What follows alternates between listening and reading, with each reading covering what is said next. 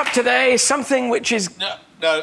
Before you start getting into your... He responded with a plug for within his own show. That was extraordinary. Can I just draw your attention to this bit here, which is the fact that you said that you did quite like Strictly Come Dancing. Yes. So we have that. And it says that. I'm a celebrity. Dreary. Strictly Come Dancing. Great. Picture of some plants. Exciting. Yes. You see, ladies and gentlemen, Penny Smith doesn't have her glasses on because the middle picture was South Riding, not Strictly Come Dancing.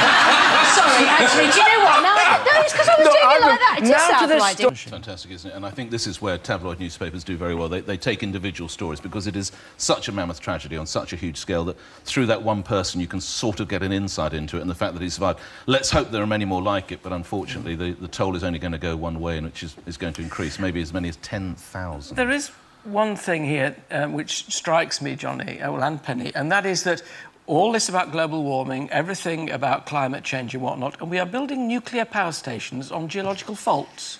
Am I, missing something? It does strike me as a bad place to build them, but...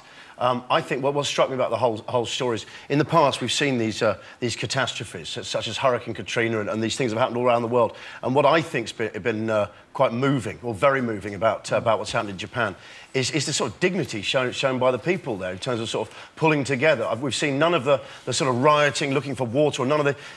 it's pretty inspirational. But I do also... It doesn't, this doesn't sort of mitigate from anything that's going there, but I think that's as well as the individual stories, I think as a whole story, I think it's amazing. Also, just how well prepared the Japanese, are anyway, in terms of the sort of the buildings that are built to withstand earthquakes. But you say they're built to withstand, but then we're watching this terrible thing with the nuclear power stations, which I think everybody is very concerned about. And I tell you what, the only interesting thing, in terms of us, that what we can take from it is that obviously there is a big lobby now to have more nuclear power stations here. And what we've realised that with Japan being, as you say, probably the most earthquake-aware nation on Earth, and yet they cannot control what happens when something like this... We live on a volatile planet. I think this is the important thing I have to remember. These things are natural disasters. We are not responsible for anything, but we need to legislate to make sure that what we do allows for them, he said, making a statement. Also in the papers today, you have it in The Sun, they were sort of saying it reminds you